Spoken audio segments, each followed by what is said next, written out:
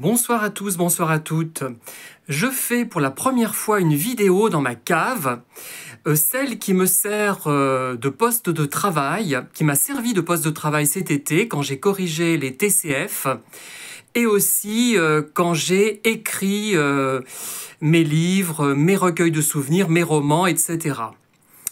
Alors, j'ai envie de dire que au bout d'un moment, quand on est assailli littéralement, enfin régulièrement, j'exagère peut-être un peu, très fréquemment et régulièrement, par des personnes manipulatrices perverses, et quand on constate que ces personnes continuent à nous harceler bien des mois, voire bien des années après nous avoir rencontrés, quand on se rend compte qu'elles pensent toujours à nous, on se dit deux choses évidentes.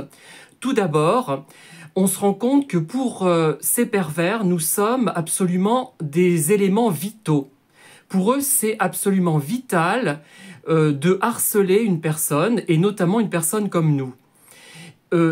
Effectivement, certains se diraient, tiens, il a vraiment du temps à perdre, elle a vraiment du temps à perdre, pour passer le plus clair de son temps, pour passer des heures à m'envoyer des messages sur Internet, par le biais de vidéos, pour me harceler auprès de différentes personnes finalement.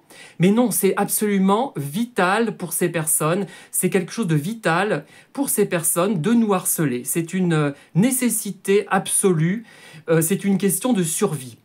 Deuxième constat que l'on peut faire, un constat absolument positif sur nous-mêmes et qui nous aide finalement énormément, c'est quelque chose qui m'a aidé énormément à prendre conscience de mes qualités, de mes capacités. Et c'est pour ça finalement que j'ai continué à m'acharner sur le plan du travail finalement. J'ai continué alors que parfois je me sentais découragé.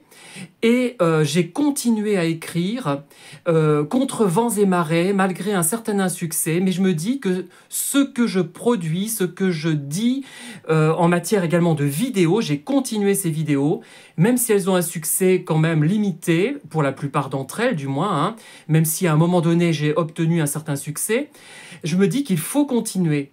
Pour attirer à ce point des personnes toxiques, des personnes perverses, des personnes manipulatrices, il faut quand même que nous soyons assez remarquables quand même. Et là, je laisse tomber ma modestie, je me dis que vraiment, nous sommes des personnes dotées d'une sensibilité, d'une qualité humaine, à défaut d'une intelligence lumineuse, qui attire ces personnes.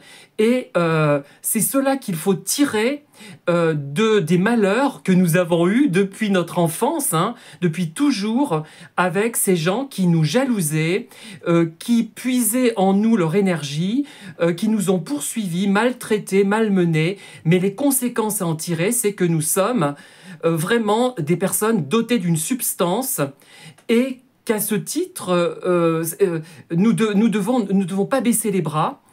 Et c'est grâce finalement aux personnes manipulatrices que j'en ai pris conscience.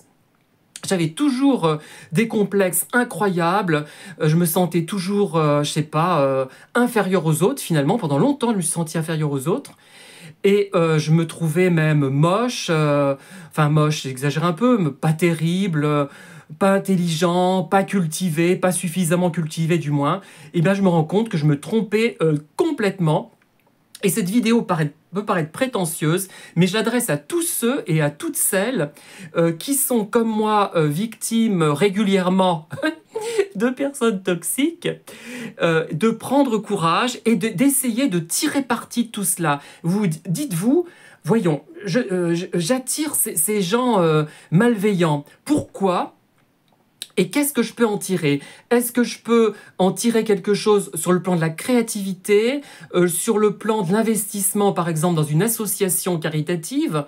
Est-ce que je peux faire quelque chose qui pourrait aider les autres, quelque chose de constructif, contrairement à ce que font les pervers? Ce sont des choses qui ne sont absolument pas constructives. Ils sont vides intérieurement, ils ne peuvent rien faire et ils nous envient. Nous sommes le contraire de ces personnes-là, ce qui ne veut pas dire que nous n'avons aucun défaut, bien évidemment.